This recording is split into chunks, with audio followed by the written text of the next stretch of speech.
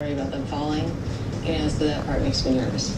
We're about to start stacking the engagement cakes. I am a little nervous about stacking the cakes because they're pretty heavy, so I hope that the structure that we built underneath that is going to hold.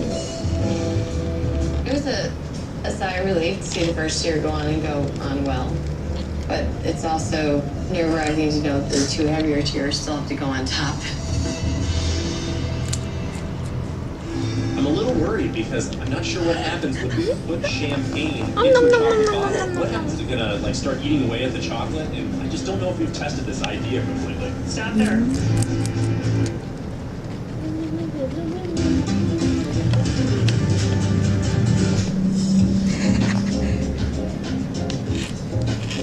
The champagne wedding cake is actually going to be a sculptured bucket with an actual edible champagne bottle inside of it. And then actually around the giant bucket, we're doing 15 miniature champagne buckets. So this is going to be a lot of work.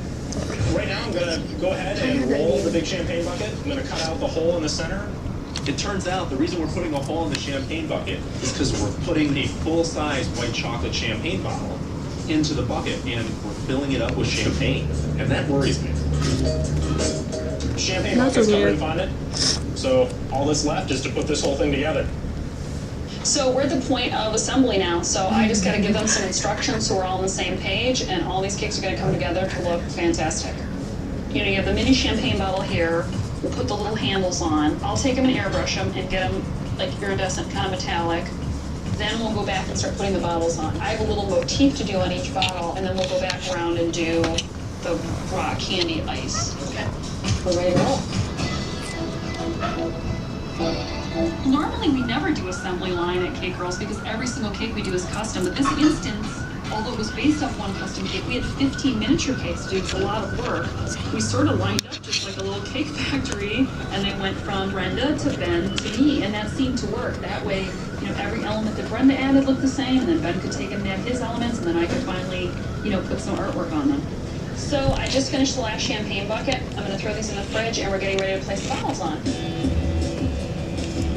Each of the bottles is a little bit different. Each of the buckets is a little bit different. And so we just sort of have to freehand it on every one. I'm taking the champagne buckets from them, and I'm going to add a little teeny pipe motif just so that the label has a focal point. And after that, all that's left is like some rock sugar to look like ice, and then a ribbon on them to make them really look like finished champagne bottles. So we're almost finished with the minis. Now I'm going to assemble the big one, and that's kind of the last step.